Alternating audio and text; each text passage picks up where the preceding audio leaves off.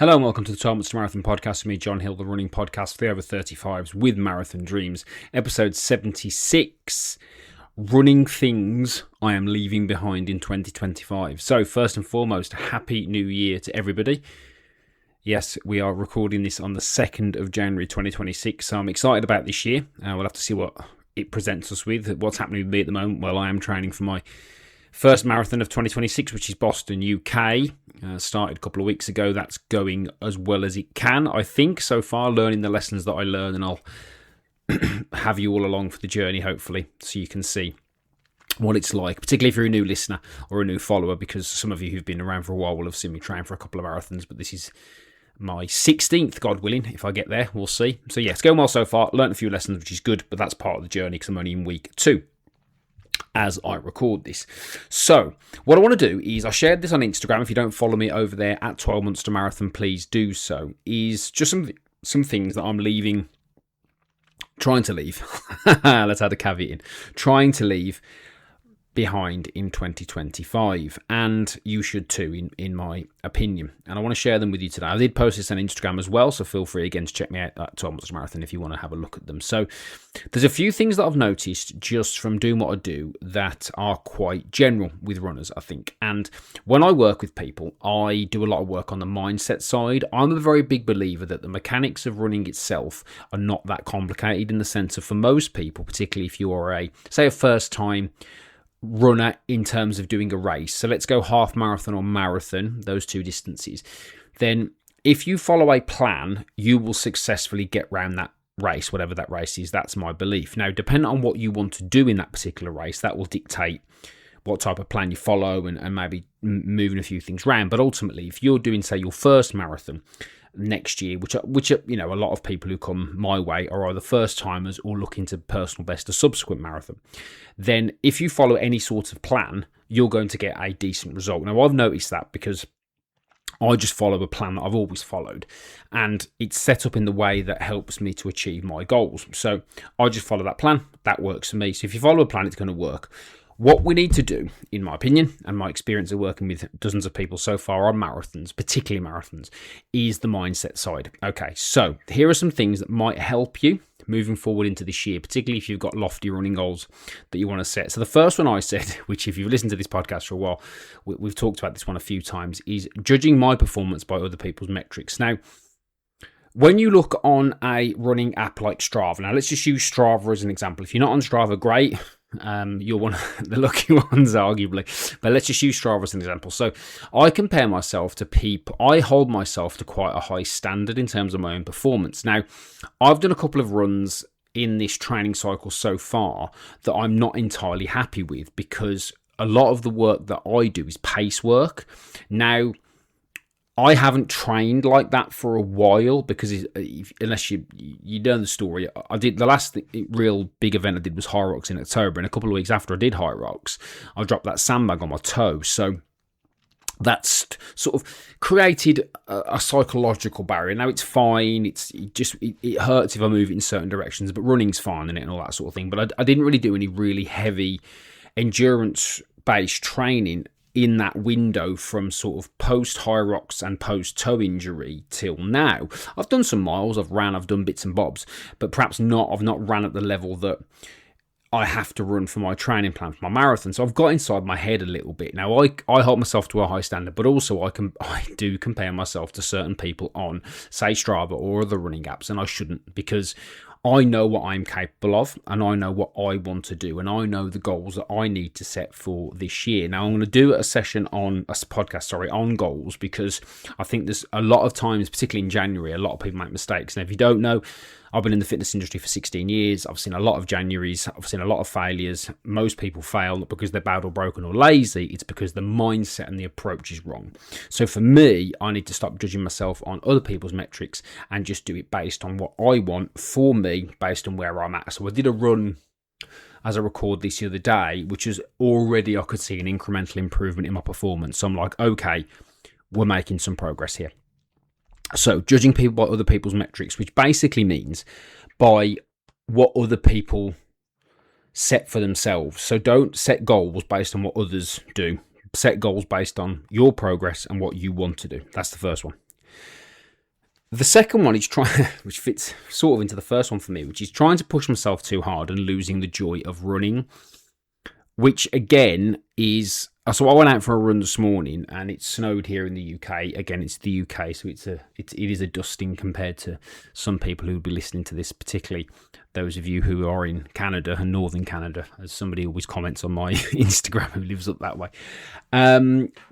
So this morning was a slow run because obviously I was trying to maintain a safe pace with the weather, and it was great. I could just, and I do enjoy sometimes just going out for a jog, a slower run, whatever you want to call it.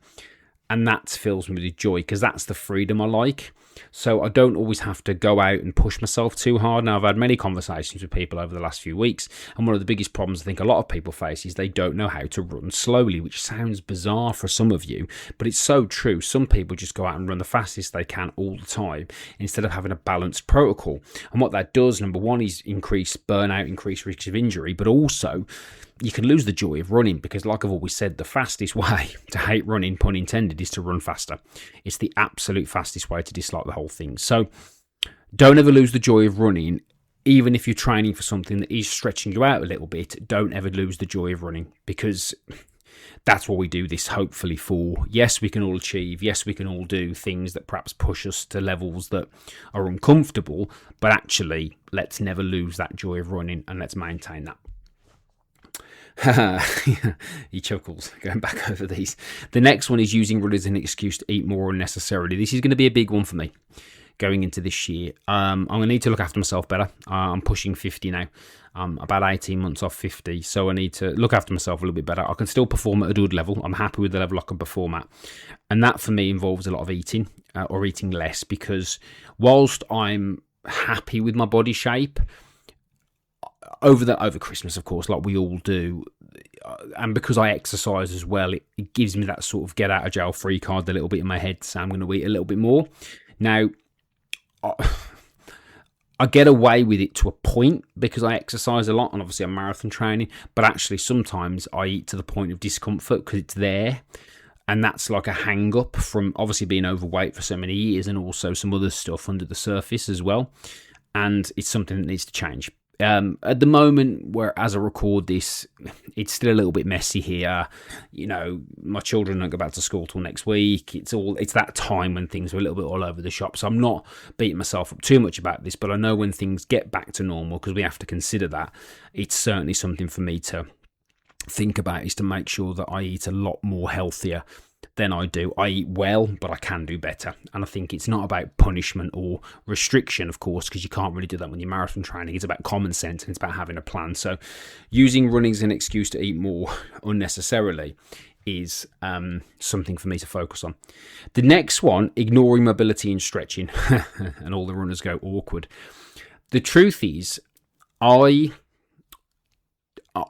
I've read different things, particularly around post-run stretches, and from people I've spoken to about the actual effectiveness of it. One thing I've noticed is, particularly when I did my first marathon training week, which was 43 miles, that's the furthest in a week I've ran for a while, and I could feel it. I was fine. I wasn't fatigued. I wasn't sort of walking around like John Wayne, as they always say, but I was a little bit fatigued. So I think for me, when I'm building my new micro habits for this year, which is something that I am working on, building little micro habits that make the difference, that's one of them. So 30 seconds of stretching in certain positions before bed is what I'm going to do. Okay.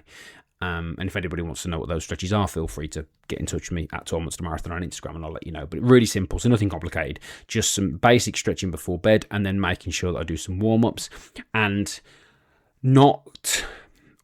increasing my mobility whilst sort of maintaining a level of strength. And what I mean by that is that I've realised that actually, as I like to train in the gym, but I don't need to get in as much as I think I do in order to build the strength I need to facilitate my running.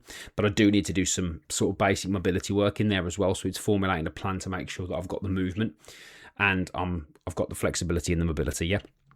So I'm going to be doing a bit more of that as well. That's something that I need to incorporate into my day-to-day. So really, those are the four things that I think I'm going to leave behind, and I think most people should as well. I think the first one is probably the most important. When you start a new year, I don't think any dramatic changes are helpful, because for most of us, we are literally going from the 31st of December the previous year to the 1st of January the new year, and you don't change who you are overnight. It takes a lot of work. Now, I started my own personal journey in September 2005, and it took me and I'm still on this journey of development. So I've started some things recently about understanding why I do certain things, why I think certain things, why I approach certain things in a certain way. Comparison is the thief of joy, particularly when it comes to running. It's normal. It's something that we do. But I think it's one thing that we're all getting worse at because of social media. Now, a lot of people say to me, John, you're very relatable. John, you've got this. John, you've got that. And I appreciate all of that. And I try to be, because at the end of the day, the people that I work with, on the whole, over 35, stuff going on, can't just run when they want. I saw somebody that post that they'd done 10,700 kilometres last year on Strava. Now, in miles, that's probably, 6,000, 7,000 miles, whatever it might be. But as you can see, it's easy to get suckered into, well, should I be doing that? I saw another video with a guy who finished, I think, 7th in the New York Marathon, who was talking about he did 115 miles a week, does double run days and all this sort of thing. Great, fantastic. But again, if you're over 35 with kids with a job, is that practical? Not necessarily. Nothing wrong with it. Nothing wrong with posting it, because that's him and that's his journey. But we've got to be very, very careful that we don't get suckered into, am I doing something wrong? Should I be doing that? Or do you see what I'm saying? It's about making sure that what you do is right for you, because like I've always said, we can do incredible things. I'm nearly 50. I can still do incredible things. I can still run at a pace that would blow my mind if I looked at me. If I was 28 again and looked at me now, it'd blow my mind. But the truth is, your recovery and the way you plan your weeks out is very important. So some of the guys that I'm working with at the moment in my coaching program, who are going for marathons in the spring, are quite shocked at what they have to do to organise things to get the runs in, because that's what you just got to do. But to do that, you've got to base it on your own metrics, and you've got to base it on you and where you're at. If you start basing it on other people who are doing thousands of miles each year, it's not going to be as practical and it's not going to work for you. So for me, the first one is definitely the most important one of them all, is making sure that you are judging your performance this year and what you want to do based on your metrics. You don't have to do a half marathon, a marathon, or anything like that to be a real runner. You're a runner if you run. I don't know why that would even be an argument, but it is. So that's probably the main one for me to take away from this, because I don't think you can really argue with that. Making sure that you judge based on you, and understanding that there is always going to be someone faster, stronger, better, whatever it might be in terms of running. Running's a very easily measurable thing. It's for everybody. It's basically free. We can just go out and do it in terms of the actual doing of it. It's not free if you enter races and stuff like that, but it is actually free to go and do. And what we shouldn't do is think that we're in some sort of competition or pun intended race all the time, because we're just not. And you're going to meet somebody one day that will humble you. I've had messages from people telling me they're going to smash this and crush that and do the whole David Goggins thing. And I'm like, you're going to come across somebody one day who will humble you. And I've been at races and people humble you. They'll just humble you. And you don't want that. You want to be free, and you want to be flexible, and you want to be happy with your journey and your progress. So yeah, hopefully that's useful. If you want them in picture format, they're over on my Instagram. You can follow me over there at 12 Months to Marathon. I appreciate that as always. If you're brand new to the podcast, please make sure to subscribe and follow the podcast wherever you get your podcast from, whether that be Spotify or Apple or anywhere else. Please share this podcast with your friends. That really helps me with your running friends. And if you're a regular listener and you haven't dropped me a review on Apple or Spotify yet, please do that, particularly Spotify. The star ratings and the reviews really help, plus the comments. I'd appreciate that. If you go to Instagram at 12 Months to Marathon and follow me over there, that's also appreciated for your daily content and tips. And if you click on the link in my bio, you can join my free running community for the over 35s. We will take you away from the noise of social media, and we can connect over there. And we can share your running journey for 2026. So happy New Year. Thank you for listening. And I'm excited to see what you achieve in 2026 alongside, hopefully, myself. We'll see how we go. Thank you very much for listening, as always. I appreciate it, and I'll see you very soon indeed.